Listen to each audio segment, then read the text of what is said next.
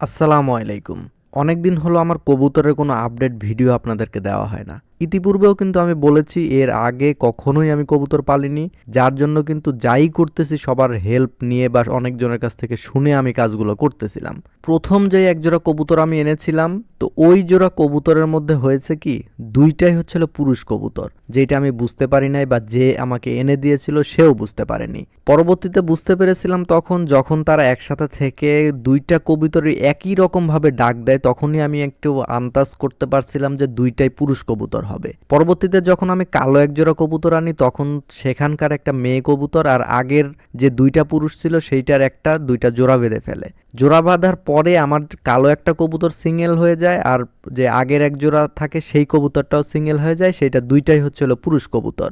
এরপরে আমি আবার হাট থেকে একটা মেয়ে কবুতর আনি। এই যে কবুতরটা দেখতে পারতেছেন এইটা পরবর্তীতে কেনা হয়। কেনার পরে আমার যে আগের যে পুরুষ কবুতরটা যে ২টা ছিল তার মধ্যে একটা তো কালো একটা কবুতরের সাথে জোড়া বেঁধেই গেছে, যে বাকিটা ছিল ওইটা আবার এইটার সাথে জোড়া বেঁধে ফেলে। তখন আবার বাকি থাকে একটা কালো কবুতর। তো সেইটার জন্য এখন কি করা যায়, অনেকদিন চিন্তা ভাবনা করার পরে মনে করলাম যে না, তার জন্য একটা মেয়ে কবুতর নিয়ে আসি। এই যে এখন যে কবুতরটা দেখতে পারতেছেন এইটা পরবর্তীতে সেই কালো কবুতরের জন্য আমি এটা নিয়ে আসি। কিন্তু যখন এই কবুতরটা কেনা হয় তখনই একটু ধারণা করতে পারতেছিলাম যে এই কবুতরটার বয়স একটু কম। তার বয়স কম হওয়ার কারণে আমার এই ঘরের মধ্যে যতগুলো কবুতর আছে সবাই মিলে তাকে ঠোকায়। ঠোকানোর কারণে তাকে আমি আলাদা করে ফেলি, প্লাস সেই কালো কবুতর আর এই কবুতরটা একসাথে আমি কিছুদিন রাখি। কিন্তু রাখার পরেও তারা যখন জোড়া নিচ্ছিলই না, তখন কি করি, এই কালো কবুতর আর পরে যেই কবুতরটা এনেছিলাম এই ২টাকে আমি বিক্রি করে ফেলি। বিক্রি করার পরে যে এখন যেই খাঁচার মধ্যে কবুতরটা দেখতে পারতেছেন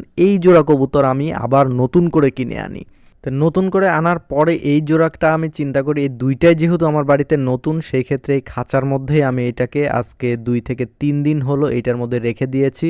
এটা জোড়া নিলে তারপরে আমি আমার যেই কবুতরের ঘরটা আছে সেইটার মধ্যে দিয়ে দিব ইনশাল্লাহ। তো এত ঘটনা আমার সাথে ঘটে গেছে, এর মধ্যে আপনাদেরকে একটা সুখবর দেই, সেটা হলো আমার যে প্রথম যে জোড়া নিয়েছিল সেইটা কিছুদিনের মধ্যেই ডিম পারে। ডিম পাড়ার পরে তারা বাতে বসে। তো আজকে যখন আমি সেইটা দেখার জন্য এই যে উপরে উঠতেছি যে সেটার কি পরিস্থিতি দেখি, ডিম থেকে বাচ্চা হয়েছে কিনা, তো যখনই আমি খোপের মধ্যে ঢুকি তখন দেখি যে আলহামদুলিল্লাহ ডিম থেকে বাচ্চা ফুটে গেছে। মানে আমার খুশি দেখে কে, মানে আমি ফুল একদম এক্সাইটেড হয়ে গেছি যে আমার খোপের মধ্যে প্রথম বাচ্চা হলো এইটা। পরবর্তীতে আমি যে সাদা কবুতরটা এনেছিলাম, যে আমার আগের যে পুরুষ একটা কবুতর ছিল সেইটার সাথে জোড়া দেওয়ার জন্য, আলহামদুলিল্লাহ তারা এখন বাসা বানাচ্ছে, মানে খড়খুঁটা সব টানতেছে। তারাও হয়তো বা ২-১ দিনের মধ্যেই ডিম পেড়ে দিবে। আপনাদের কাছে একটাই অনুরোধ, আপনারা মন খুলে আমার জন্য দোয়া করবেন। আল্লাহ তাআলা যেন এইটা থেকেই আমাকে উত্তম রিজিক দান করে, আমি যেন এই কাজগুলো করে আমার রিজিকের ব্যবস্থা করতে পারি।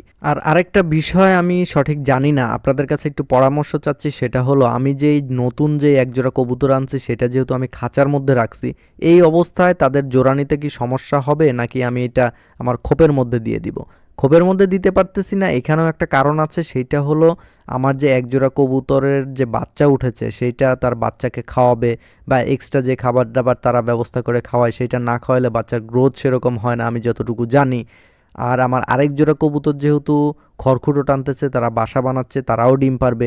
সেই ক্ষেত্রে আমি নতুন জোড়া এই খোপের মধ্যে দিয়ে যদি আটকায় রাখি, সেই ক্ষেত্রে তাদের কাজে ব্যাঘাত ঘটবে, বলতে তারা সেই কাজটা করতে পারবে না। সেই ক্ষেত্রে আমি যেই অবস্থাতে রাখছি এই অবস্থায় কি রাখা যাবে কিনা, আপনারা যারা জানেন এই বিষয় নিয়ে অবশ্যই কমেন্টে বলে যাবেন, তাহলে আমার উপকার হবে। তো আজকের ভিডিওটি এই পর্যন্তই। ভিডিও শেষ করার আগে আপনাদের কাছে একটি বিনীত অনুরোধ থাকবে, যারা আমার চ্যানেলে নতুন আজকেই আমার ভিডিওটি দেখতে পারতেছেন বা আরও এর আগে আমার ভিডিও দেখেছেন কিন্তু আমার চ্যানেলটি সাবস্ক্রাইব করেন নাই, আমার ফেসবুক পেজটি ফলো করেন নাই, তাদেরকে বিনীত অনুরোধ করব আমার ফেসবুক পেজটি ফলো করে দিবেন এবং আমার ইউটিউব চ্যানেলটি সাবস্ক্রাইব করে দিবেন। দেখা হবে আবার নতুন কোনো ভিডিওতে নতুন কোনো বিষয় নিয়ে। ততক্ষণ সবাই ভালো থাকবেন, সুস্থ থাকবেন।